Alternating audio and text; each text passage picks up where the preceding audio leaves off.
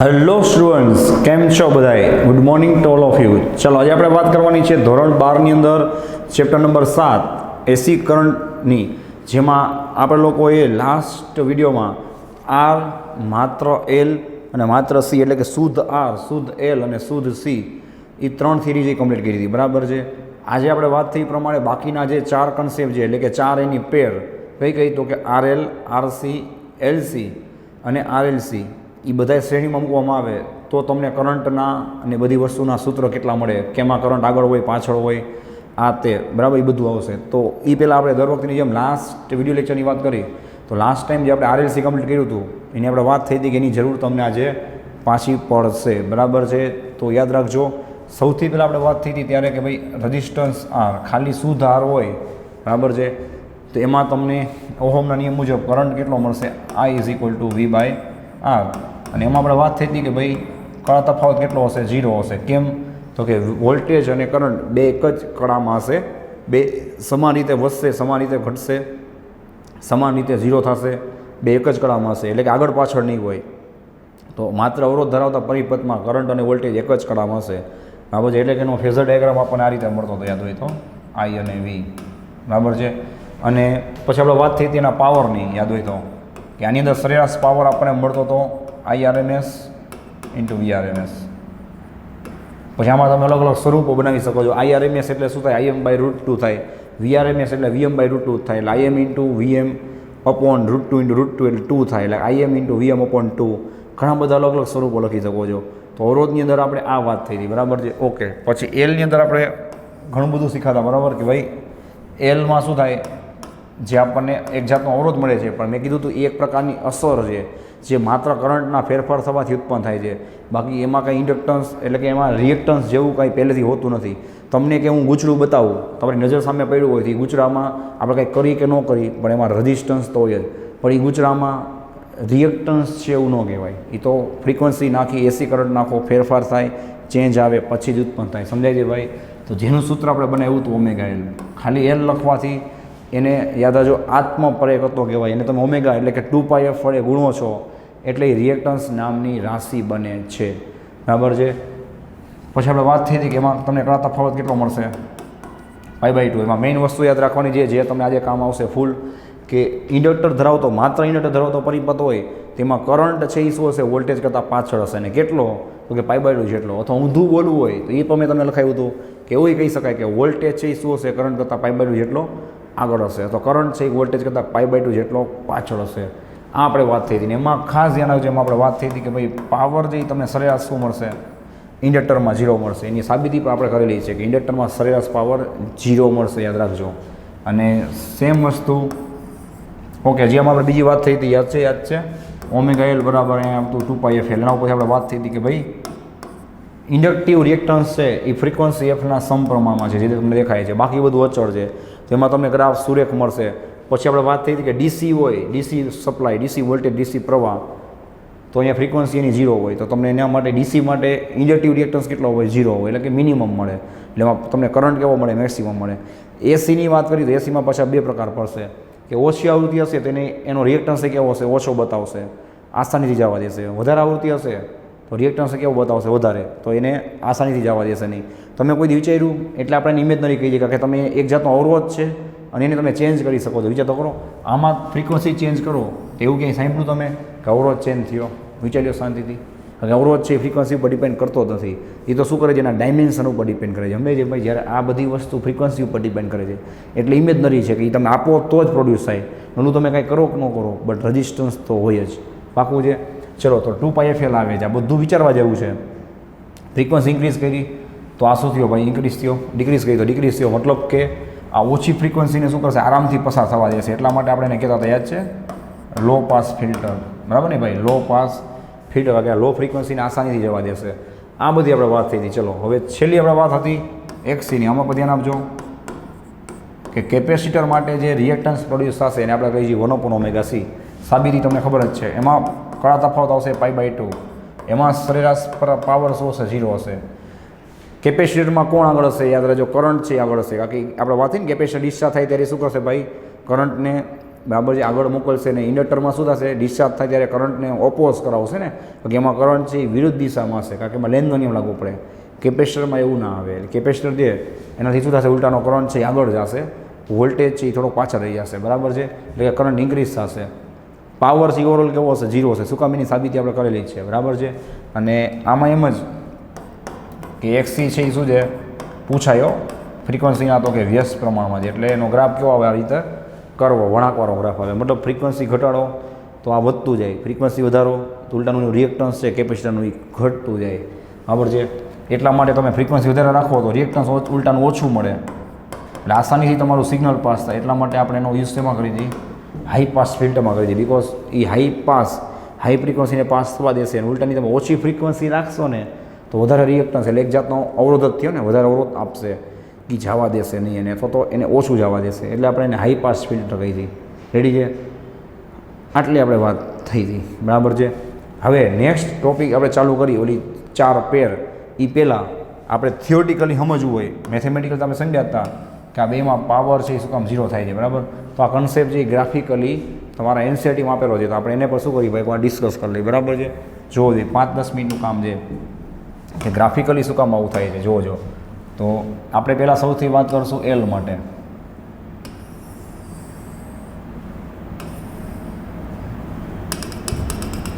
બરાબર છે, જોવું જોઈએ.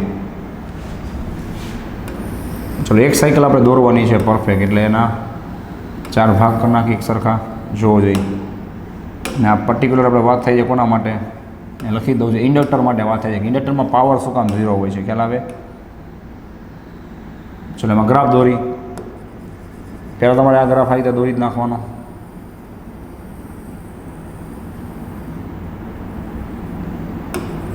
ચલો, બરાબર છે, આપણે કાલે દોર્યું જ હતું. હવે આને શું કહેવાય આપણે કહી દઈએ, જો 0થી મેં સ્ટાર્ટ કર્યું છે. બરાબર, જે હોય. હવે મેં એવું કીધું કે ઇન્ડક્ટરમાં કરંટ શું હોય, પાછળ હોય, એટલે વોલ્ટેજ કેવો હોય, આગળ હોય. તો જો આને કરંટ કહી દઉં, ગમે તમે કહી શકો ભાઈ, બિંદાસ કરંટ કહી દઉં, તો કરંટ કરતાં વોલ્ટેજ શું હશે, ઉલટાનો π/2 જેટલો આગળ હશે. બરાબર, અથવા કરંટ દોરો હોય, જો તમારે વોલ્ટેજ થયો ને તો કરંટ ક્યાંથી દોરવો પડે, નીચેથી. આને મેં શું કીધું છે, કરંટ કીધું છે. કરંટ છે 0થી સ્ટાર્ટ કરી દીધી, તો વોલ્ટેજ તમારે ક્યાંથી સ્ટાર્ટ કરવું પડે ભાઈ, મહત્તમથી. બે વચ્ચે π/2નો ફરક છે ને ભાઈ, પાકું છે, જોવો જોઈએ. તો કરંટ છે એ પાછળ છે, એનો મતલબ વોલ્ટેજ આગળ છે. આગળ બતાવવું હોય તો ઉપરથી બતાવવું પડે, અને મહત્તમથી બતાવવું પડે, ખ્યાલ આવે? આ 0 હશે ત્યારે અહીંયા શું હશે, જો આ રીતે જોયું, આ 0 હશે ત્યારે આ રીતે આ મહત્તમ હશે, પછી આ મહત્તમ થશે ત્યારે આ શું થશે, 0. પછી આ 0 હશે ત્યારે આ શું થશે ભાઈ, રીતે મહત્તમ, ખ્યાલ આવે છે? આ મહત્તમ હશે ત્યારે શું થશે, આ 0, અને પાછું 0 હશે ત્યારે શું થશે, અહીંયા મહત્તમ થશે. ચેક કરી લ્યો, આ રીતે એ કામ કરશે. આને આપણે ક્લિયરલી કહી દઈએ છીએ આ વોલ્ટેજ છે, એટલે કે આગળ છે. બરાબર ને, બે વચ્ચે એક 0 હોય તો એક મહત્તમ હોય, આટલો ફરક છે. હવે આપણે ચેક કરીએ કઈ રીતે પાવર 0 થાય. ચલો, પાવર એટલે શું, હવે કરંટ અને વોલ્ટેજનો ગુણાકાર, P = IV, જોવો જોઈએ. હવે અહીંયા તમને આ વોલ્ટેજ છે દેખાય, પિંક છે એ વોલ્ટેજ છે, જે હોય છે તો પોઝિટિવ અક્ષમાં ને, પોઝિટિવ સાયકલ જ છે ને. અને અહીંયા કરંટની કેવી સાયકલ છે, પોઝિટિવ સાયકલ. જુઓ, તો બેનો તમે ગુણાકાર કરશો કરંટ અને વોલ્ટેજનો, તો એ તમને પોઝિટિવ ઇન્ટુ પોઝિટિવ શું મળવાનું, પોઝિટિવ મળશે. અહીંયા પાવર તમને કેવો મળે છે, પોઝિટિવ. કઈ સાયકલમાં, હાઇલાઇટ કરી જ દઉં છું ભાઈ. જુઓ, પહેલી સાયકલમાં તમને પાવર પોઝિટિવ મળ્યો. હવે બીજી સાયકલની વાત કરી, નિરખીને જોજો બીજી સાયકલની અંદર શું થાય છે. જુઓ, કરંટ છે એ પોઝિટિવમાં છે, જુઓ, બરાબર, જ્યારે વોલ્ટેજ છે ક્યાં છે, નેગેટિવમાં. તો બેનો તમે ગુણાકાર કરશો, પ્લસ ઇન્ટુ માઇનસ, તમને પાવર કેવો મળશે, નેગેટિવ. કહેવાનો મતલબ શું છે ખબર છે, જેટલો પાવર એ લેશે કોણ, ઇન્ડક્ટર, એ પાછો શું કરશે, એ ડિસ્ચાર્જ થઈ અને પાછો એટલો જ પાવર સોર્સને એટલે કે ઉદ્ગમને આપી દેશે. બરાબર, તમારા સ્ત્રોતને આપી દેશે. ત્રીજી સાયકલ ચેક કરી, ચલો, હજી એક ચાન્સ છે. ત્રીજી સાયકલમાં કંઈ છે જ નહીં, નીચે જોવો જોઈએ, નીચે. ચલો, વોલ્ટેજ અને કરંટ બે નેગેટિવ છે, નેગેટિવ ઇન્ટુ નેગેટિવ શું થાય, પોઝિટિવ થાય. હવે શું કરશે ભાઈ, આ નેગેટિવ સાયકલ થશે એટલે પોલારિટી ચેન્જ થઈ જાય ને ભાઈ. ઇન્ડક્ટરમાં પોલારિટી શું થશે, ચેન્જ થશે, એટલા માટે ઓપોઝિટ એવું થયું. ઓપોઝિટ ડાયરેક્શનમાં શું થશે, કરંટ છે એ વધતો જશે, બીજું કાંઈ નથી. બરાબર છે, આ રીતે. અને છેલ્લું કે લાસ્ટ સાયકલ તમે ચેક કરો જોઈએ, લાસ્ટ સાયકલ એમાં શું થયું, એક નેગેટિવ છે, જો એક પોઝિટિવ બાજુ છે, પોઝિટિવનું નેગેટિવ કેવો મળશે, નેગેટિવ. પાછું એ જ થયું કે જેટલો પાવર એને લીધો હતો ઓપોઝિટ ડાયરેક્શનમાં, એટલો પાવર પાછો એને શું કર્યો, સ્ત્રોતને ઉદ્ગમને આપી દીધો, એટલામાં ઓવરઓલ પાવર ટોટલ પાવર શું થાય ભાઈ? 0 થાય. બાજુમાં આપણે વાત કરી. હજી એક ચાન્સ છે તમારી પાસે, બિકોઝ હવે આપણે આ જ વસ્તુ કેપેસિટર માટે સ્ટડી કરવાની છે. જો જોઈ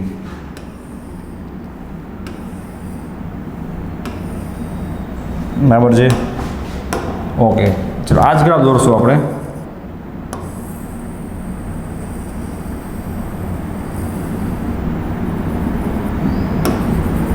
રેડી, આ જ ગ્રાફ આપણે દોરશું. હવે ધ્યાન આપજો, કેપેસિટર હોય લખી જ દઉં. અહીં આપણે વાત કરી હતી કેપેસિટરની. માત્ર કેપેસિટર હોય તેમાં કરંટ છે આગળ હોય અને વોલ્ટેજ શું હોય? પાછળ હોય.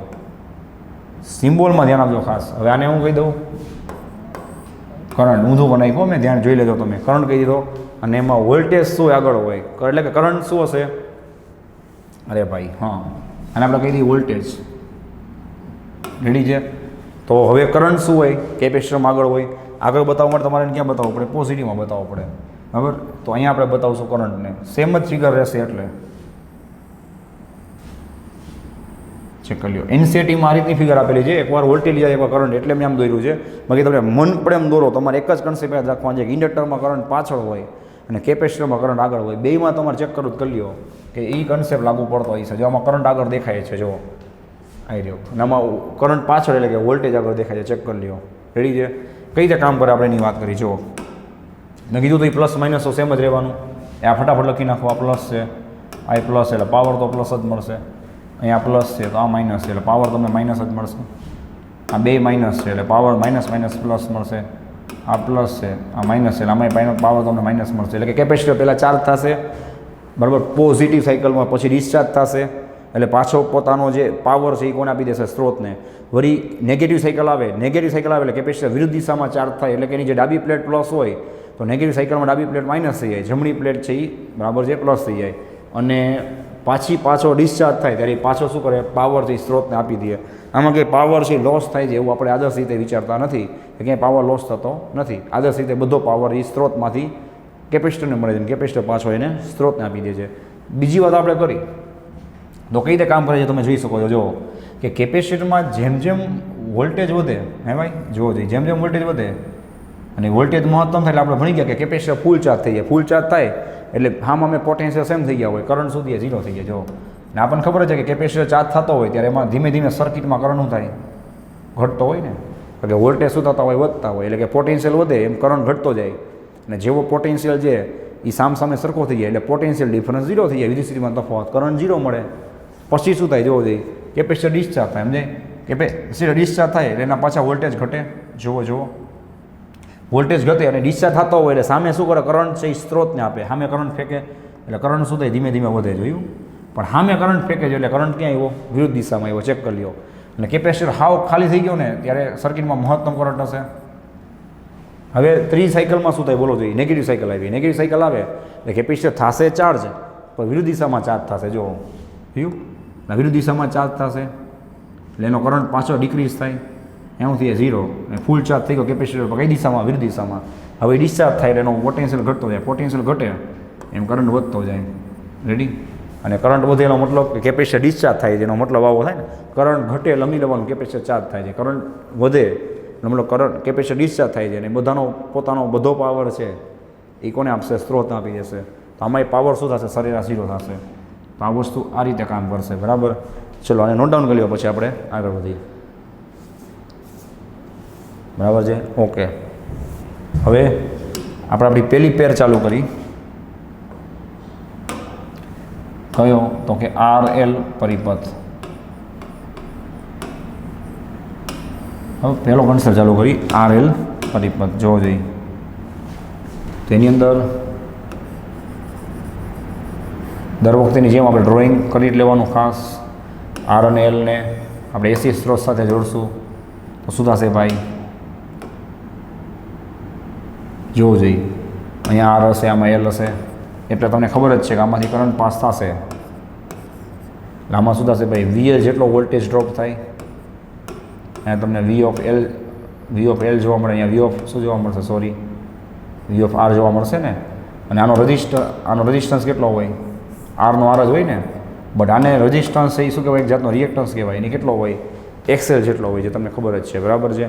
ચલો હવે ધ્યાન રાખજો, આમાં તમે ક્યારેય પણ વી બરાબર હે ભાઈ વી બરાબર વીઆર પ્લસ વીઆર ન લખી શકો. કેમ તો કે એક ઇમેજનરી છે, એક રિયલ છે. બીજું કે અહીંયા આપણે ફેઝર ડાયાગ્રામ દોરી છીએ વેક્ટર ફોર્મમાં. એટલે તમે જો ફેઝર ડાયાગ્રામ કેવો કામ આવી તમને આઈડિયા આવશે. રેડી છે? તો ચલો ફેઝર ડાયાગ્રામથી જ તમારે પ્રૂફ સ્ટાર્ટ કરવા છે, નહીં તો ભૂલ પડશે. બરાબર છે? ફેઝર ડાયાગ્રામની અંદર શું હતું બોલો જોઈએ. તમને જે ખાસ સલાહ આપવાની એવું લાગે તો ક્યાંક લખી લેજો. બરાબર છે કે જ્યારે આપણે શ્રેણી પરિપથની વાત કરતા હોય, આ શ્રેણી પરિપથ જ છે ને, તો જે રાશિ અચળ હોય ને એ રાશિ હંમેશા એક્સ અક્ષ ઉપર બતાવવાની. અહીંયા અચળ કોણ છે તમને ખબર જ છે, કરંટ. કારણ કે કરંટ શ્રેણીમાં કેવો હોય, બેમાં હરખો હોય, વોલ્ટેજ અલગ હોય. એટલે ફરજિયાત પણ યાદ રાખજો, કરંટ આપણે ક્યાં બતાવશું, એક્સ અક્ષિસ ઉપર. બરાબર છે? એક્સ અક્ષ ઉપર બતાવશું, પહેલેથી ધ્યાન રાખજો. બરાબર છે? અને વોલ્ટેજ બદલે છે એટલે વોલ્ટેજને આપણે શું બતાવશું, વાય ઉપર. શું કામ? કારણ કે આપણે વોલ્ટેજને ઘૂમતા સદિશ તરીકે લેશું. એટલે વોલ્ટેજ બદલે છે ને ભાઈ. સમાંતરમાં શું થશે ખબર છે, વોલ્ટેજ રખાઈ છે એટલે અહીંયા આપણે વોલ્ટેજ બતાવશું, એ પણ તમને કરાવીશું. અને કરંટ છે એ બદલતો એટલે કરંટને આપણે શું લેશું, ઘૂમતા સદિશ તરીકે લેશું. ખ્યાલ આવે છે કે કરંટ છે એ બદલે છે એટલે એ ઘૂમે છે એમ. સમજાય? ચલો અહીંયા આપણે ચર્ચા કરી હતી, સાંભળજો, આરની અને એલની. દેખાય? હવે માત્ર આર હોય, સાંભળો, માત્ર આર હોય હે તો એનો વોલ્ટેજ ક્યાં મળે તમને, કરંટ સાથે મળે. આજે હમણાં રિવિઝન કરાવ્યું, સમાન કળામાં મળે ને, તો તમને એનો વોલ્ટેજ ક્યાં મળશે, વીઆર અહીંયા મળશે. આ વીઆર અહીંયા કહેવાય. બરાબર છે? બે એક જ કળામાં છે, ચેક કરી લ્યો. બરાબર છે? આ રીતે. અને હવે કરંટ તો આપણે મજબૂરીમાં અહીંયા બતાવી દીધો, પતી ગયું. હવે ઇન્ડક્ટર હોય, માત્ર ઇન્ડક્ટર કહું છું, પછી બેનું મિક્સિંગ વિચારશું. બરાબર છે? માત્ર ઇન્ડક્ટર હોય તો હમણાં રિવિઝન કરાયું કે એમાં કરંટ કેવો હોય, π/2 જેટલો પાછળ હોય. બરાબર? કરંટ પાછળ હોય એનો મતલબ વોલ્ટેજ કેવો આગળ હોય. કરંટ તો અહીંયા બતાવી દીધો, એટલે ઘૂમતો સદિશ કોણ છે, વોલ્ટેજ. તો વોલ્ટેજ છે એ π/2 જેટલો આગળ છે. એટલે મેં તમને બધામાં બબે લાઈન લખાવી હતી લાસ્ટ વિડીયોમાં કે બે રીતે આવડવું જોઈએ. કરંટ પાછળ છે ઇન્ડક્ટરમાં, તો વોલ્ટેજ આગળ હશે. આગળ કઈ રીતે બતાવાય, તમારે આગળ બતાવવું હોય તો ફરજિયાતપણે ઉપર દોરવું પડે. સમજાય? તો આ થઈ ગયા તમારા વોલ્ટેજ VL. હવે થોડીક બુદ્ધિ ચલાવવા. ફેઝરનો મતલબ ઘૂમતો સદિશ વિથ એંગલ સાથે અને એનું મૂલ્ય. તો આ બેની દિશા અલગ છે અને અહીંયા તમારે સબા ચકો લગાડવું પડે. એટલે હું કહેતો હતો કે ડાયરેક્ટ ક્યાંક વીઆર વત્તા વીએલ ન કરતા, આવું આપણે કરતા શ્રેણીમાં જ કરતા. વીઆર1 વત્તા વીઆર2 વત્તા વીઆર3 પર ક્યારે, જ્યારે બધા અવરોધો હોય ત્યારે. અને અવરોધ અને ઇન્ડક્ટર બે કન્સેપ્ટ અલગ છે. સમજાણું? એટલે તમારે ફેઝર ડાયાગ્રામના સ્વરૂપમાં બતાવવું પડે. અને આ બેની તમને શું મળે ભાઈ, રિઝલ્ટન્ટ મળે એની વાત છે. તો તમારે સબા ચકો લગાડવું પડે કે નહીં? આ તમને શું મળે, બેનો જોયું, રિઝલ્ટ નહીં મળે ભાઈ. ખ્યાલ આવે છે? જેને આપણે કહીશું પરિણામી વોલ્ટેજ V. ખબર પડે? અને એનો જે અહીંયા એંગલ બતાવશો તમે, ડેલ્ટા કયો, ફાઈ કયો, ગમે ચાલશે. બરાબર છે? જેને આપણે કહીશું એંગલ, જે હંમેશા આપણને ખબર છે સબા ચકોમાં પણ આપણે એક અક્ષ સાથે બતાવી છીએ. કોનો? પરિણામી વોલ્ટેજનો એંગલ. ખ્યાલ આવે છે? તો હવે તમામાં પાયથાગોરસ લગાડો અથવા તો તમે સબા ચકો લગાડો, બધું એક જ થાય. કેમ? સબા ચકોમાં શું હોય, a² + b² + 2ab cos θ. જ્યાં થીટા કોણ છે, a અને b વચ્ચેનો એંગલ છે, બે સદિશ વચ્ચેનો. તો તમે VR² + VL² + 2ab cos θ કરો તો આ બે વચ્ચે તો 90 જ છે ને. આ બે વચ્ચે 90 એંગલ હોય તો cos 90 0 થઈ જાય. તો તમને મળે જો VR² + VL² એનું રૂટ. ને તમે પાયથાગોરસ લગાડો તો એ જ થાય, VR² + VL² એનું રૂટ. સમજાય? અને આ ફાઈ એંગલ કોણ છે યાદ રાખજો ભાઈ, તમારા રિઝલ્ટ છે ને એનો એંગલ છે. કોની સાથે? આઈ સાથે. અને આપણે રિઝલ્ટમાં જ રસ છે ને, કારણ કે હવે જે એમાં વોલ્ટેજ ડ્રોપ થશે એ નો VR બાજુ હોય, નો VL બાજુ હોય, એ V બાજુ હોય. હવે નો 0 એંગલ ઉપર હોય, નો 90 ડિગ્રી એંગલ ઉપર હોય, ફાઈ એંગલ ઉપર હોય રિઝલ્ટ. યાદ રાખજો, એ આપણે ગોતવાનું છે. બરાબર છે? ચલો તો આના પ્રૂફની વાત ચાલુ કરી તો ખ્યાલ આવી ગયો ભાઈ કે બે આ સદિશ સ્વરૂપમાં છે.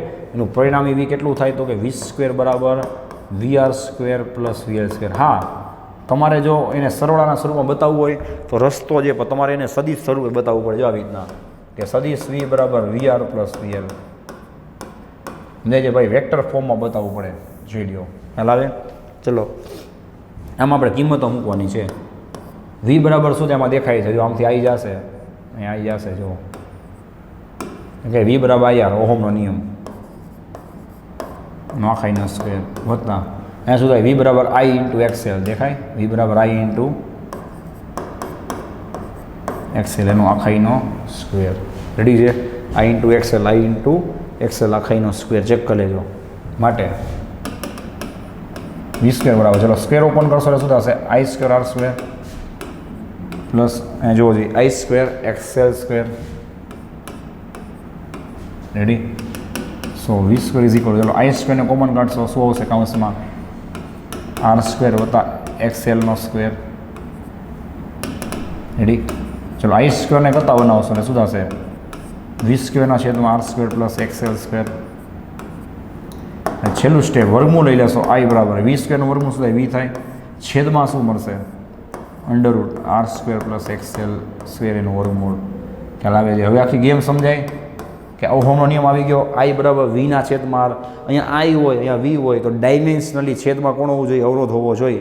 પણ હવે મજબૂરી શું છે ભાઈ કે નથી ખાલી આર નથી ખાલી એક્સએલ, એ તો ઠીક છે, એક રિયલ છે એક ઇમેજનરી નંબર છે એટલે એનું જે મૂલ્ય મળ્યું ખ્યાલ આવે છે એને તમારે કંઈક નવું જ નામ આપવું પડે. હવે નો તમે આર કહી શકો, નો એક્સએલ કહી શકો, નો એક્સી કહી શકો, તમે ફસાઈ ગયા એટલે તમારે એક નવી રાશિ કહેવી પડે. અને એ પણ હશે તો અવરોધ જ, કારણ કે ડાયમેન્શનલી તો જ આ વસ્તુ થાય છેદમાં. એટલે એનું નવું નામ આપ્યું શું કે ઝેડ. અને ઝેડને આપણે શું કહીએ છીએ ઇમ્પિડન્સ કહીએ છીએ. બરાબર છે, ઝેડને આપણે શું કહીએ છીએ ઇમ્પિડન્સ.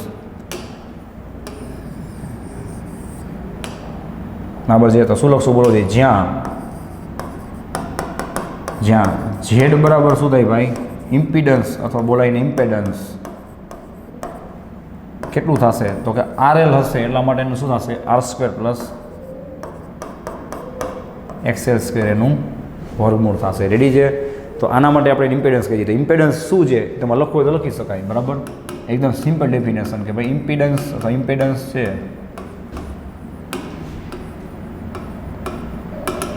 એ અવરોધ અને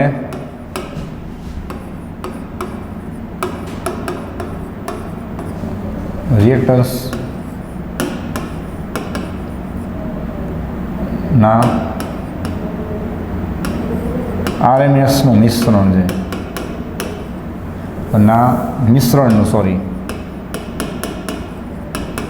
આરએમએસ છે. આરએમએસ એટલે ખબર પડે બેના વર્ગના સરવાળાનું વર્ગમૂળ. હા, પછી તમે એમ કે સાહેબ આર ન હોય તો કાંઈ વાંધો નહીં, આર ન હોય તો ખાલી એક્સએલ આવે, એક્સએલનો વર્ગ એનું વર્ગમૂળ એટલે પાછું એક્સએલ થઈ ગયું તો ખાલી એલ જનું કામ કરે. એલ ન હોય તો એક્સએલ નીકળી જાય, ખાલી આર સ્ક્વેરનું વર્ગમૂળ આર તો ખાલી રજિસ્ટરનું કામ કરે. ને બે હોય તો તમારે બેનું મિક્સર કરવું પડે. બરાબર છે? એટલે એવું નથી કીધું મેં ક્યાંય કે ખાલી આર હોય તો એને ઇમ્પિડન્સ ન કહેવાય. સર્કિટમાં એક્સએલ અને એક્સી બે ન હોય, ખાલી આર હોય તો ઇમ્પિડન્સનું કામ ખાલી આર કરે, એક્સએલ હોય તો એક્સએલ કરે, એક્સી હોય તો એક્સી કરે. પણ મિશ્રણ હોય તો તમારે બેના વર્ગના સરવાળાનું વર્ગમૂળ છે એ લેવું પડે. બરાબર છે? ધ્યાન આપજો. હવે આ વસ્તુ જે તમને હું સંકર સંખ્યા કરાવી હતી મેં એક્સ્ટ્રા યાદ છે એની સાથે કમ્પેર કરીને બતાવજો કે તમારે આને સંકર સંખ્યાના સ્વરૂપમાં બતાવ્યું હોય ને તો કોઈ દી આવું ન લખાય ઝેડ બરાબર આર પ્લસ એક્સએલ. અને તમે બાય હાર્ટ વિચારો કે રિયલ અને ઇમેજનરી બેનો સરવાળો થોડી જ થાય. હા, એ અને બી છે એ બે રિયલ સંખ્યા હોય તો એ પ્લસ બી લખાય, બે ઇમેજનરી હોય ને તો એ પ્લસ બી લખાય. પણ એક રિયલ હોય એક ઇમેજનરી હોય તો કોઈ દી બેનો ડાયરેક્ટ સરવાળો ન થાય. એટલા માટે આપણે સંકર સંખ્યા બનાવી. સમજાય છે? જો જઈ જે લખો આઈ લખો કે લખો ચાલે. મેં કીધું હતું ને આ જે સંકર સંખ્યા બતાવે છે. બરાબર? અને મેં તમને કહ્યું હતું કે નહીં એનું તમે મૂલ્ય લ્યો એટલે શું થાય વર્ગના સરવાળાનું વર્ગમૂળ. યાદ છે? મેં કીધું તો જે નહીં લેવાનું જેની બાજુનું સ્ટેપ લેવાનું R square plus XL square એનું વર્ગમૂળ. ડાયરેક્ટ આ સ્ટેપ આવી ગયું. જોવો જોઈએ એટલે ઝેડ થાય તમારું ઇમ્પિડન્સ. ખબર પડે? તો આ સંકર સંખ્યા છે એનો મતલબ સમજાણો કે બે આપણે અલગ અલગ કન્સેપ્ટને મિક્સ કરી દઈએ. એક રિયલ છે એક ઇમેજનરી છે. રિયલ કેમ તો આર છે એમાં શું આવે રોયલ બાય આવે, એમાં ક્યાંય ફ્રિકવન્સીની વાત ના આવે. તમે એમાં એસી નાખો ડીસી નાખો, એસીમાં ફ્રિકવન્સી વધારો ઘટાડો ગમે એ કરો વિચારો કોઈ દી આર બદલે નહીં. સમજાય? જ્યારે એક્સએલ છે એ ફ્રિકવન્સી ચેન્જ કરો તો બદલે, એસીમાં અલગ કામ કરે ડીસીમાં અલગ કામ કરે. તો એ એટલે ઇમેજનરી કહેવાય છે કે તમે નાખો પ્રવાહ પછી ઉત્પન્ન થાય છે. જ્યારે આમાં પ્રવાહ નાખો ના નાખો પછી નાખ્યા પછી વધારો ઘટાડો ગમે એ કરો અવરોધ જેટલો છે એટલો જ રહેશે. કહેવાનો મતલબ સમજાય? જ્યારે એક્સએલ જે બદલતું હોય એટલે બે કન્સેપ્ટ અલગ છે. એટલા માટે આપણે એને ઇમેજનરી તરીકે જે તરીકે બતાવી દઈએ એનું મૂલ્ય લેશો એટલે પાછું આનું મળશે. તો જેટલા કન્સેપ્ટ આપણે ભણ્યા હતા એ બધાનું છેક સુધી રિપીટ કરાવતો રહીશ. તમારા ટચમાં રહીએ તમને વાંધો ન આવે. બરાબર? તો આ બધું તમારે પ્રેક્ટિકલી કે થિયોટિકલી વિચારવું હોય તો આમ વિચારાય, જે બુકમાં બધું ક્લેરિફિકેશન નહીં હોય. પાકું છે? ચલો તો આને કહેવાય ઇમ્પિડન્સ. હવે જ્યાં હતા નહીં આવી જાય. બરાબર છે? હવે વાત રહી એંગલની. તો એંગલ બધાને સબા ચકોમાં લેતા આવડે જ છે. બરાબર? કે tan phi છે એ કઈ રીતે ગોતાય બોલો જોઈએ? ઓકે, tan phi બરાબર વાય કમ્પોનેન્ટના છેદમાં એક્સ કમ્પોનેન્ટ અથવા બોલી શકાય ઇમેજનરી કમ્પોનેન્ટના છેદમાં રિયલ કમ્પોનેન્ટ. ઇમેજનરી કમ્પોનેન્ટ કેટલો છે વીએલ અને રિયલ કેટલો છે વીઆર. જોઈ લો વીએલના છેદમાં વીઆર. ચલો હમણાં મેં કરાવ્યું વીએલ એટલે શું થાય આઈ ઇન્ટુ એક્સએલ થાય. જોઈ જેવું વી એટલે શું થાય એક્સએલ થાય. ઓહમનો નિયમ જ છે ભાઈ, વી બરાબર આઈઆર. અને આરનું કામ કોણ કરે છે? એક્સેલ. કેમ? તો કે ઇન્ડક્ટરની વાત છે. અહીંયા શું આવે? આઈઆર આવે. આઈઆર ઉડી ગયા, શું મેળવ્યું? એક્સેલના છેદમાં આર.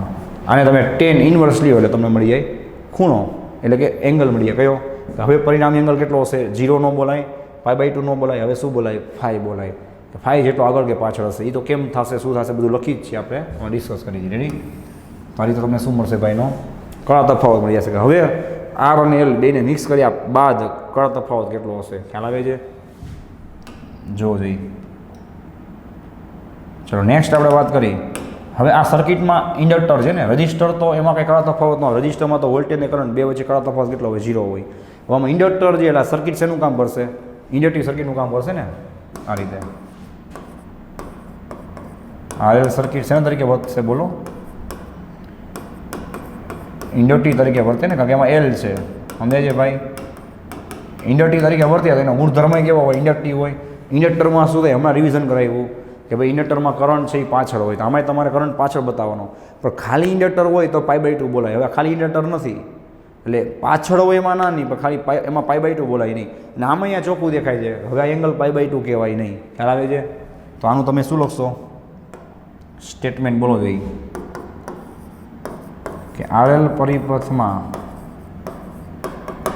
નો ડાઉટ કરંટ પાછળ જ હશે. કરંટ એ વોલ્ટેજ કરતાં પાછળ જ હશે. હવે π/2 લખાઈને ધ્યાન આવજો. કેટલો? કરતાં ફાઈ જેટલો પાછળ હશે. ખ્યાલ આવે છે? તો તમારે ફાઈ જેટલો કરંટ પાછળ બતાવો હોય તો કઈ રીતે બતાવાય? હે? તો આઈ બરાબર આ રીતે IM into sine omega T minus. આપણે અહીંયા π/2 લખતા, ખબર છે? π/2 લખતા. હવે શું લખવાનું? ખાલી ઓમેગા ટી માઇનસ ફાઈ. બાકી બધી વસ્તુ તો એક જ છે. ખ્યાલ આવે છે?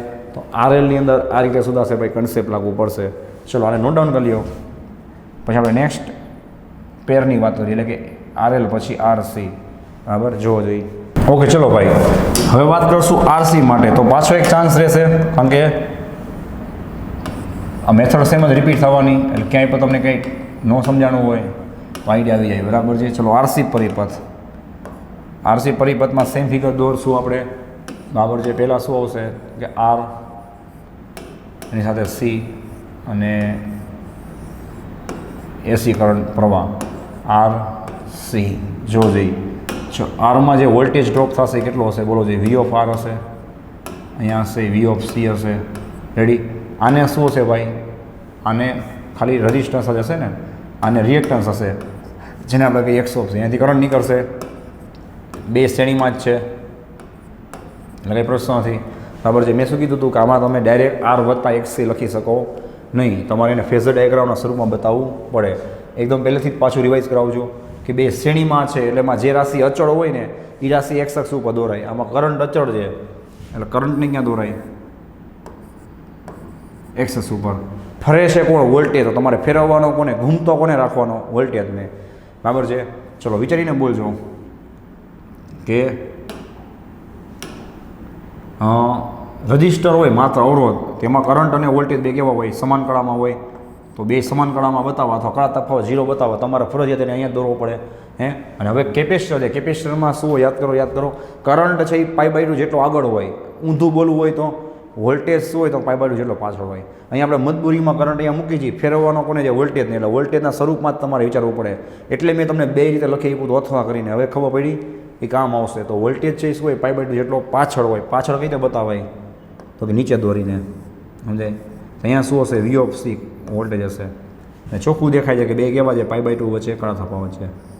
પાતો VR અને VCની વાત થઈ ને. હવે તો આપણે તો બેને ભેગા જોડ્યા છે ને. તેનું પરિણામ એ કઈ રીતે મળશે? તો કે સબાચકો. બરાબર ને ભાઈ? આ રીતે આ તમને મળશે એનું પરિણામી. જોવો જઈ આ તમને મળશે એનું પરિણામી. અને હંમેશા ખૂણો કોણારે બતાવવાનો? x અક્ષ સાથે, એટલે કે ફાઈ આવશે. ચેક કરી લ્યો. રેડી છે? આ તમને મળશે એનો પરિણામી વોલ્ટેજ. તો ત્યાંથી જ આપણે શું કરશું ભાઈ? થિયરીની સાબિતીની શરૂઆત કરશું. જોવો જોઈએ કે v² બરાબર પાયથાગોરસ લગાડો, સબાચકો લગાડો. v² બરાબર શું થાય? તો કે VR નો સ્ક્વેર. આખું VR છે લખી આપું જો, અને આખું શું છે?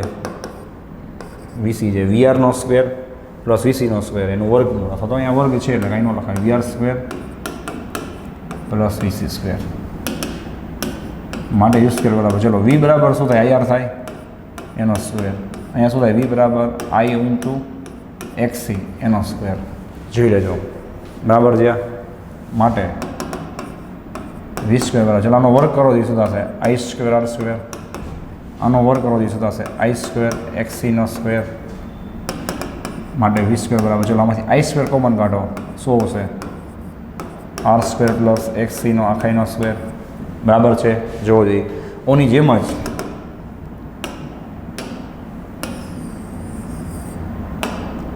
જ આપણે શું કરશું, આઈ સ્ક્વેરને કરતા બનાવશું, આઈ સ્ક્વેરને કરતા બનાવો શું થશે વી સ્ક્વેરના છેદમાં આર સ્ક્વેર પ્લસ એક્સી સ્ક્વેર, બે બધી વર્ગમૂળ લઈ લો, છેલ્લું સ્ટેપ આઈ બરાબર શું થશે વી સ્ક્વેરનું વર્ગમૂળ વી ના છેદમાંનું વર્ગમૂળ શું હશે આર સ્ક્વેર વત્તા એક્સીનો સ્ક્વેર, ખ્યાલ આવે, ઓહમના નિયમ પ્રમાણે આઈ બરાબર વીના છેદમાં આર, ડાયમેન્શનલી આ આઈ હોય આ વી હોય તો છેદમાં ફરજિયાત અવરોધ જ હોવો જોઈએ, પણ નો આને આર કહેવાય, નો આને એક્સએલ કહેવાય, નો આને એક્સસી કહેવાય, એટલે આપણે એને નવું નામ આપ્યું, બેનું મિશ્રણ છે એટલા માટે આપણે એનું નવું નામ આપ્યું, જેને આપણે કહીએ છીએ ઇમ્પિડન્સ, બીજું કાંઈ નથી બરાબર છે. ઇમ્પિડન્સ એ કોનો બનેલો છે આ બે વસ્તુનો, કે ભાઈ જ્યાં ઇમ્પિડન્સ ઝેડનું મૂલ્ય કેટલું થાય, ઓકે આર સ્ક્વેર પ્લસ એક્સીનો સ્ક્વેર ઇઝ ઇક્વલ ટુ અંડરરૂટમાં આર સ્ક્વેર પ્લસ એક્સસી એટલે શું થાય 1/ωc એનો આખાઈનો સ્ક્વેર, હજી ઓમેગા બરાબર તમે 2πf લખો આ પછી તો તમને એ પ્રમાણે આન્સર મળે, આ બધું દાખલામાં કામ આવશે ને. ચલો નેક્સ્ટ આપણે વાત કરી, રેડી, આ વાત થઈ છે ને ઇમ્પિડન્સની, હવે આપણે વાત કરીએ એંગલની, બરાબર ને, કે એંગલ ગોતવો પડશે કે આજે રિઝલ્ટ મળ્યું, આજે પરિણામી મળ્યું આપણને કરંટ કે વોલ્ટેજ, બરાબર છે, એ આપણને કઈ રીતે મળે છે, તો કેટલા એંગલ ઉપર છે જોવો જોઈએ. તો હવે વી બરાબર શું લખાય ભાઈ, આ રીતે લખાય ને આઈ ઝેડ, સમજાય, વી બરાબર આઈ ઇન્ટુ માનાંકમાં ઝેડ, રેડી, અને ઝેડ એટલે બેનું મિશ્રણ જોવો જોઈએ, તો શું મળશે તમને tan phi is equal to Y ઘટકના છેદમાં એક્સ ઘટક, ઇમેજનરી છેદમાં રિયલ નંબર, ઇમેજનરી કેટલું છે વીસી, રિયલ કેટલું છે વીઆર, શું હશે ભાઈ વીસી બાય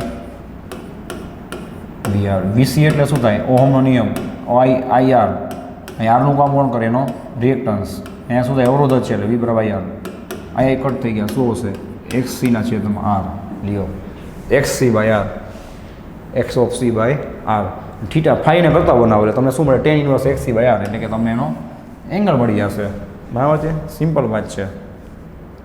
હવે આમાં પણ શું થશે, ચલો આમાં પરિણામની કોના ઉત્પન્ન થશે, આર છે એ તો કરંટ સાથે બે શું હશે ભાઈ સમાન કવડાવવામાં હશે, કેપેસિટર છે એમાં શું થાય તમારો જે કરંટ છે આ સર્કિટ પહેલાં તો તમારી શેની બનશે કેપેસિટિવ બનશે ને,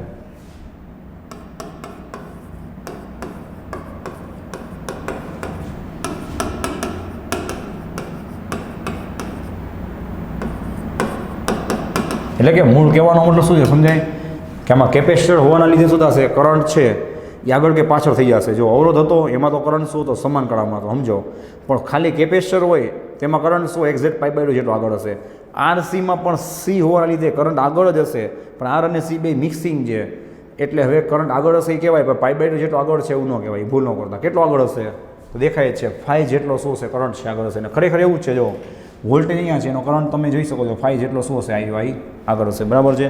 તો શું લખશું બોલો જોઈએ, તો કે ભાઈ આરસી પરિપથમાં કરંટે આગળ બોલવાનું કેટલું બોલવાનું ફાઈ જેટલો, બરાબર ને, ફાઈ જેટલો શું હશે કોના કરતાં તો કે વોલ્ટેજ કરતાં, શેમાં તો કે કળામાં, શું તો કે આગળ હશે, ઘડી જે કરંટ એ વોલ્ટેજ કરતાં પાકું, તો આટલું તમને આવડવું જોઈએ, બરાબર છે. ઓકે ચલો આને નોટ ડાઉન કરી લો, પછી આપણે આગળ વધી એલસી તરફ જોવો જોઈએ. ઓકે ચલો રેડી, નેક્સ્ટ આપણે વાત કરશું એલસી પરિપથ.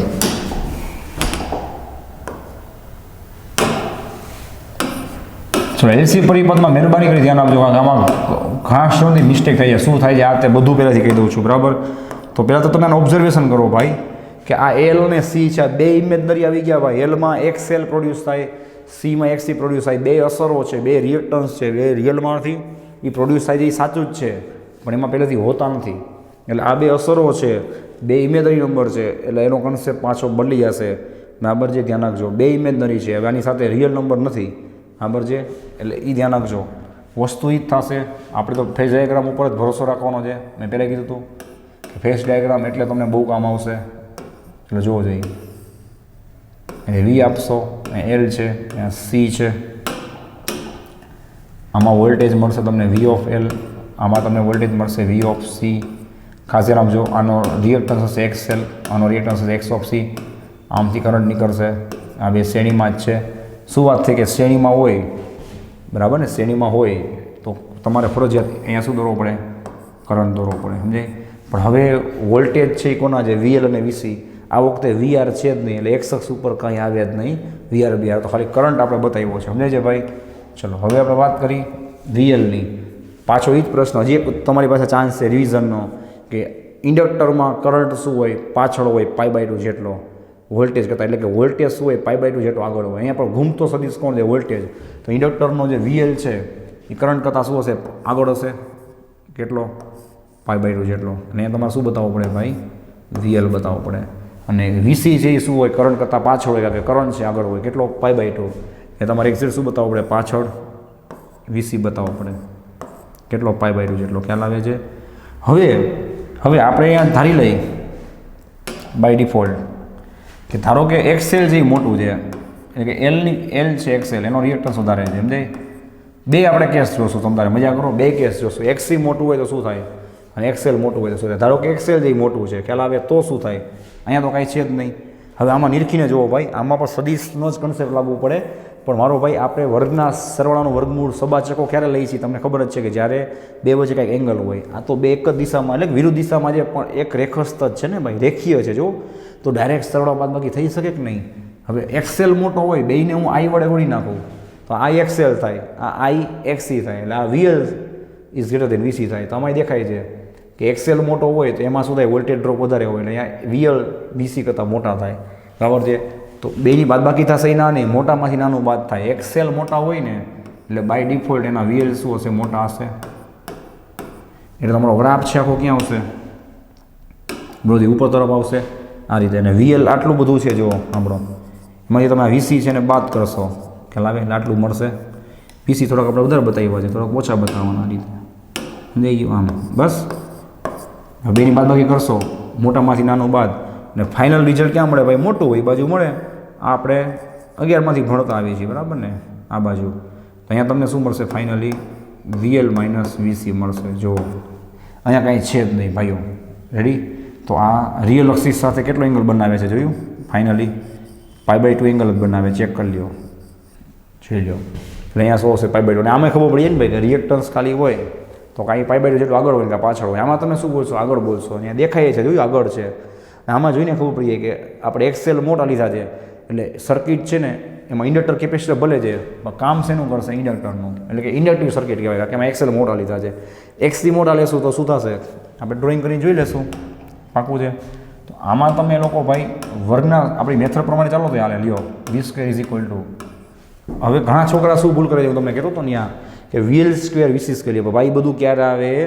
સબાચકો પાયથાગોરસ હોય તો આ એક જ દિશામાં છે, એટલે બેની ડાયરેક્ટ શું થાય? સરવાળા બાદબાકી થાય, ભલે સદિશ સ્વરૂપ જ હોય.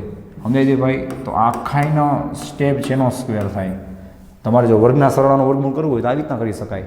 બાકી તમે ડાયરેક્ટ V = VL - VC લખો તે હાલે. સમજાય છે ભાઈ? બે બાજુ વર્ગમૂળ લઈ લો એટલે હતા ત્યાં પાછા આવી જશું. VL - VC કાઉન્સનો મતલબ સમજાય છે? બે એક જ સ્ટેપ છે, આખું સ્ટેપ છે, બરાબર છે?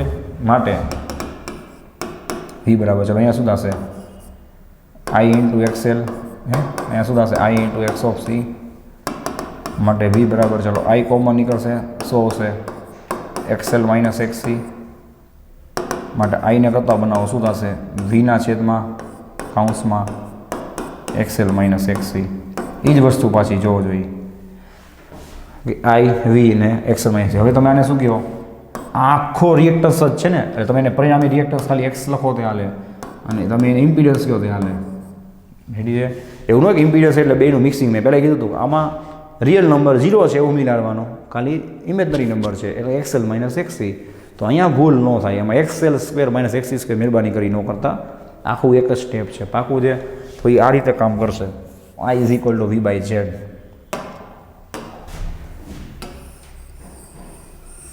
બરાબર છે. અને આમાં ચોખ્ખું લખી જ આપું છું ભાઈ કે સર્કિટ છે એ કેવી છે.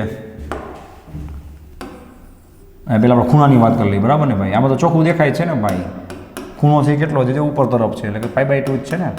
હવે સ્ટેટમેન્ટ લખવું તો લખી જ નાખી. શું પહેલાં આપણે ચોખ્ખોટ કરી દઈએ, સોરી, કે અહીં આપણે XL is greater than XC લીધું છે ને, XL is greater than XC લીધેલું હોવાથી પરિણામી પરિપથ કેવો બને બોલો? ઇન્ડક્ટિવ બને ને,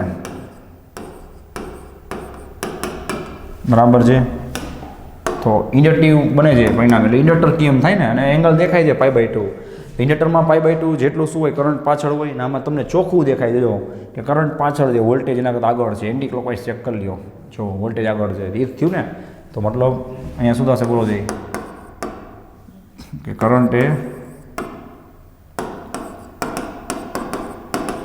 વોલ્ટેજ કરતાં પાછળ હશે ને વોલ્ટેજ કયો તો એ આગળ હશે. કેટલો? આમાં તમે π/2 લખી શકો, આમાં 5 લખવાની જરૂર નથી. π/2 જેટલો પાછળ હશે. તો ક્યારે ભાઈ જો XL XC કરતાં મોટા ગેસ કરો તો, હવે આમાંનામાં હું તમને કરાવી દઉં છું કે XC મોટા હોય તો શું થાય. એટલે પહેલાં તમે એને લખી લેજો, આમાંનામાં આપણે ચેક કરી લેશું કે XC મોટા હોય તો શું થાય. બરાબર, જો જોઈ.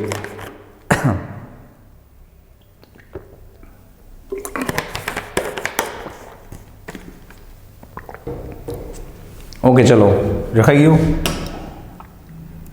હા, હવે આમાં આપણે ચેક કરી.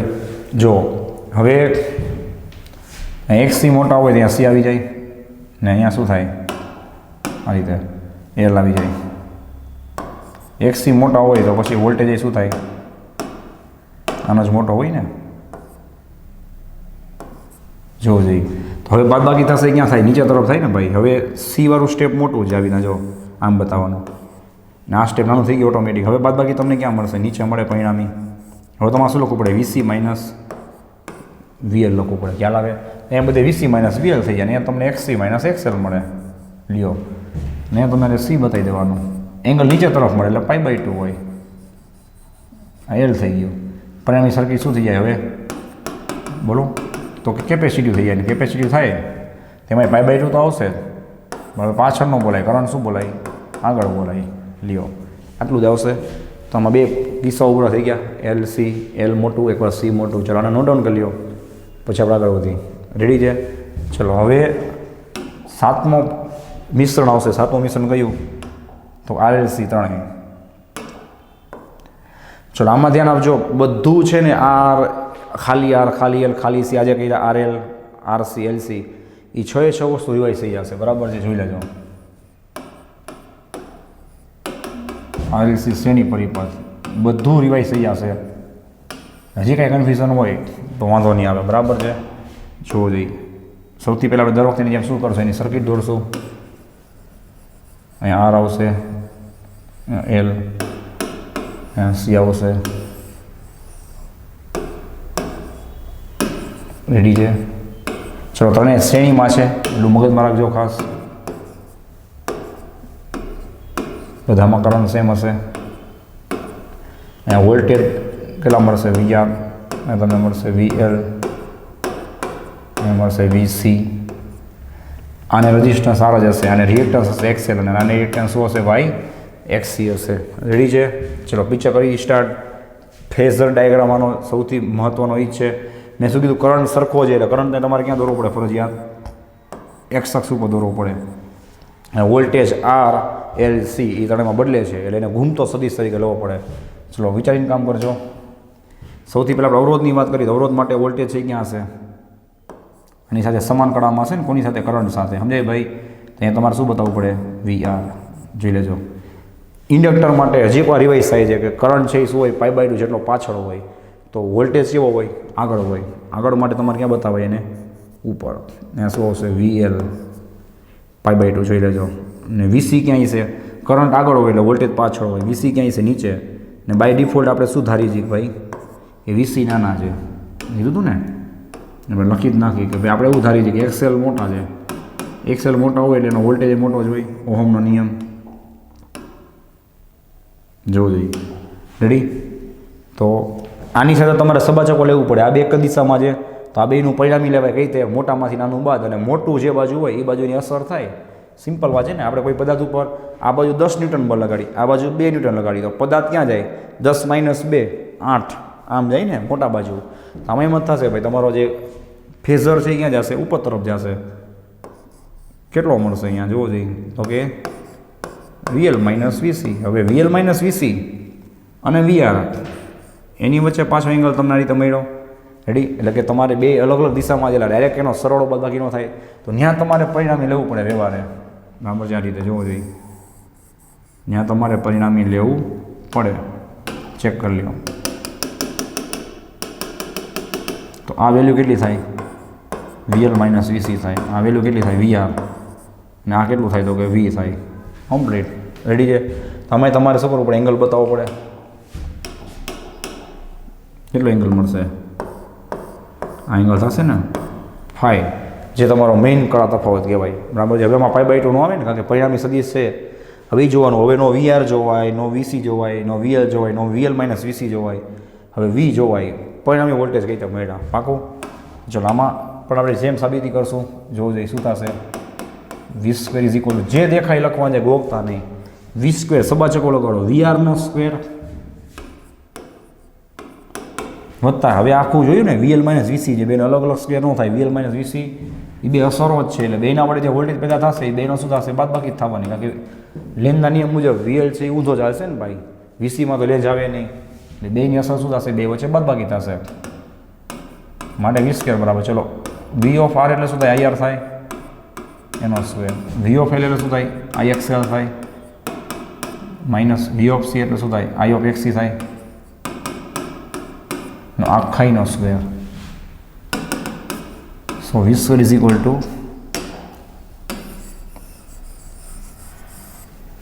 ઓકે. સો V² ચલો આનું શું થશે ભાઈ? I² R² પ્લસ આમાંથી I² કોમન નીકળશે, કાઉન્સમાં XL - XC આખો સ્ક્વેર, આખું સ્ટેપ જે પછીનો વર્ગ છે, માટે V² ચલો I² શું નીકળી ગયા? કોમન. કાઉન્સમાં શું હશે? R² વત્તા XL - XC આખાઈનો સ્ક્વેર, માટે I² ને કરતા બનાવો. I² ને કરતા બનાવશો ઓલું સ્ટેપ ક્યાં આવશે? છેદમાં. શું થશે? V² ના છેદમાં R² પ્લસ XL - XC આખાઈનો સ્ક્વેર. અને છેલ્લું સ્ટેપ I બરાબર શું થાય? વર્ગમૂળ લીધું બે બાજુ, V ના છેદમાં અંડરરૂટમાં R² પ્લસ XL - XC નો સ્ક્વેર. રેડી છે? તો હવે મેથેમેટિકલી તમે જોઈ શકો છો, સોરી ડાયમેન્શનલી તમે જોઈ શકો છો, I છે, આ V છે, એનો મતલબ નીચે અવરોધ હોવો જોઈએ. પણ હવે આમાં ત્રણેયનું મિશ્રણ છે, એટલે શું થાય? Vના છેદમાં આને કહી છે આપણે ઇમ્પિડન્સ, ત્રણેયનું મિક્સિંગ છે. તો તમારે આને ઓલા વાઇઝ બતાવવું હોય, શું કહેવાય આપણે? સંકર સંખ્યા વાઇઝ. તો શું થાય? R વત્તા J XL - XC. સમજાય? તમારે આમ બતાવવું પડે, વચ્ચે જે બતાવવો પડે.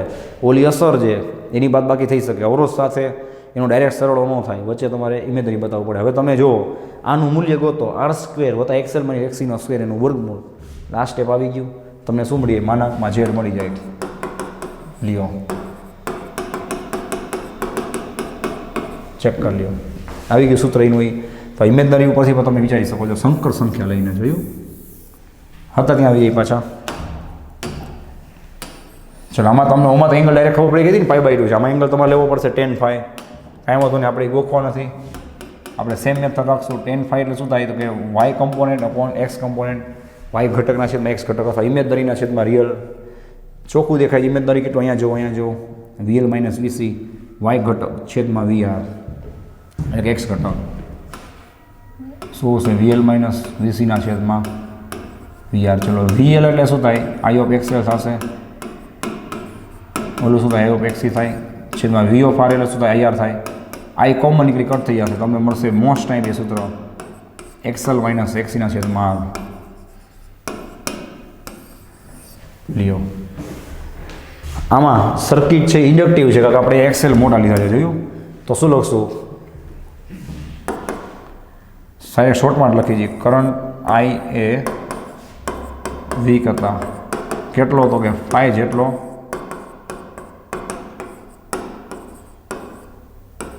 પાછળ હશે. રેડી છે? જો ધારો કે આપણે એક્સી મોટા લીધા હોત તો આપણે શું લખતા હોત?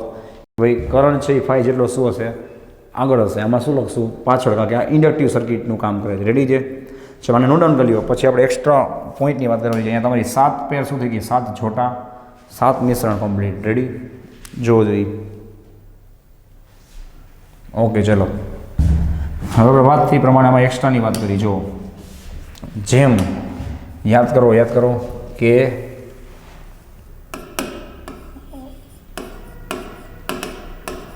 અવરોધના વ્યસ્તને, જેમ આપણે અવરોધના વ્યસ્તને યાદ છે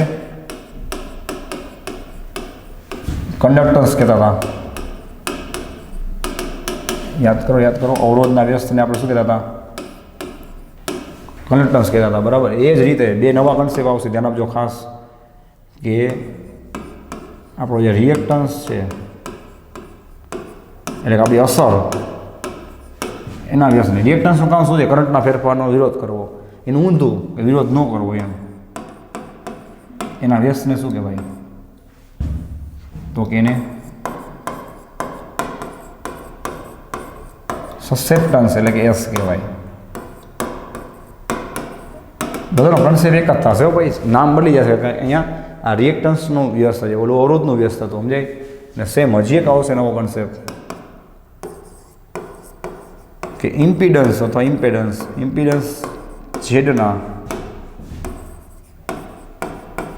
વ્યસ્તને શું કહે છે? તો કે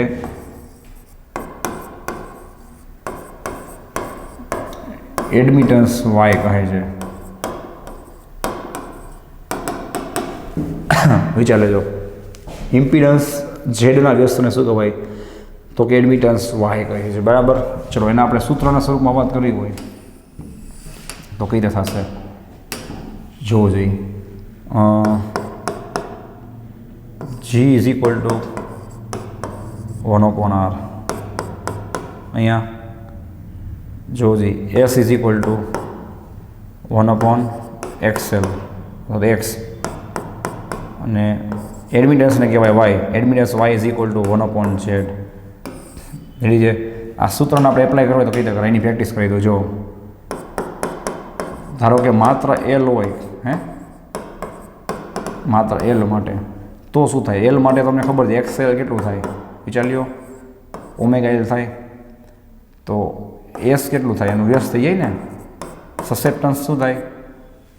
સસેપ્ટન્સ છે એનું વ્યસ્ત થઈ જશે 1/XC. શું આવશે? અરે 1/XL, સોરી, 1/ωL થઈ જશે ને ભાઈ, એટલે કે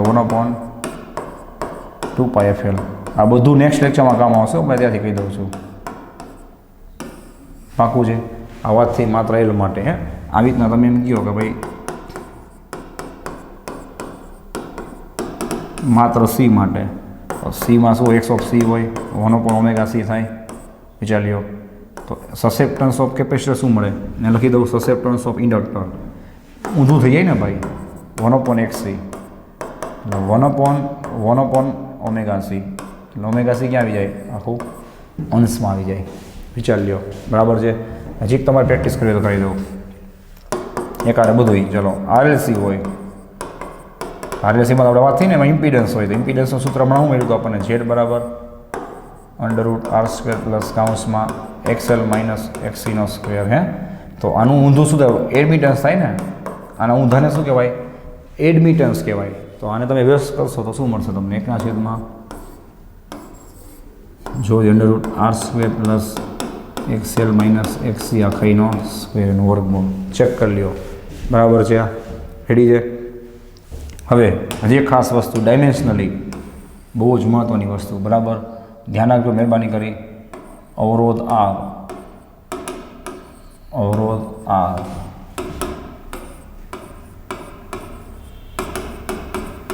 રિએક્ટન્સ X. નાનું કરી નાખી. રેડી?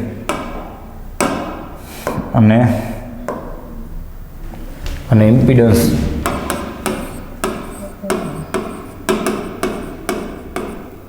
ઝેડ.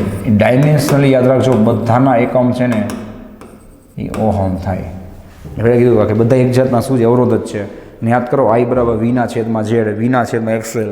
તો વીના છેદમાં એક્સએલ, એક્સસી, ઝેડ એ બધું ક્યારે લખી શકાય? જ્યારે એ બધા અવરોધનું કામ કરતા હોય. તો ડાયમેન્શનલી બધાના એકમ શું થાય? ઓમ થશે, બધું કામ આવશે. અને સેમ વસ્તુ કે 1/r એટલે જી થાય, હે, 1/x એટલે એસ થાય, ઇઝ ઇક્વલ ટુ 1/z એટલે વાય થાય. આ બધાનું શું થાય બોલો જોઈએ? 1/, ઓહમ આવે એટલે ઓહમ ઇન્વર્સ થાય, એટલે ઊંધો ઓહમ થાય, એટલે મહો થાય અથવા સાયમન થાય, સાયમન. તો એ ભૂલાય નહીં, બરાબર? આ બધા એના વ્યસ્ત છે ને ઓહમના. કોણ જો કન્ડક્ટન્સ, સસેપ્ટન્સ, એડમિટન્સ ખબર છે. તો ડાયમેન્શનલી આખું ઊંધું થઈ જશે, ચેન્જ થઈ જશે, બરાબર? ચલો, આજનું કામ અહીંયા આપણે પૂરું. ખાસ આને નોટ ડાઉન કરી લો, પછી આપણે હા પછી હા રેડી. ચલો ભાઈ, તો નેક્સ્ટ લેક્ચરની અંદર આપણે લોકો અહીંયાથી કન્ટિન્યુ કરશું, બરાબર છે? અને મેં કીધું ને કે અહીંયા આપણે એલસીઆર કમ્પ્લીટ કર્યું શ્રેણીમાં. હવે એ એલસીઆર આપણે સમાંતરમાં કમ્પ્લીટ કરશું. બીજું તેનું રિવિઝન કરશું, ત્યારે હું તમને યાદ કરાવી દઈશ કે 7 ઓલા જે જોટા છે, 7 પેર, માત્ર આર, માત્ર એલ, માત્ર સી, આરએલ, આરસી, એલસી અને આરએલસી, એના સૂત્રો છે, એના ઇમ્પિડન્સ છે, એનો કરંટ છે, એનો વોલ્ટેજ છે, એનો એંગલ છે, કડા તફાવત, કઈ રીતે યાદ રાખવું, એક સાથે આપણે શોર્ટકટ સાથે જોવાના છીએ, શોર્ટકટ સાથે, બરાબર છે?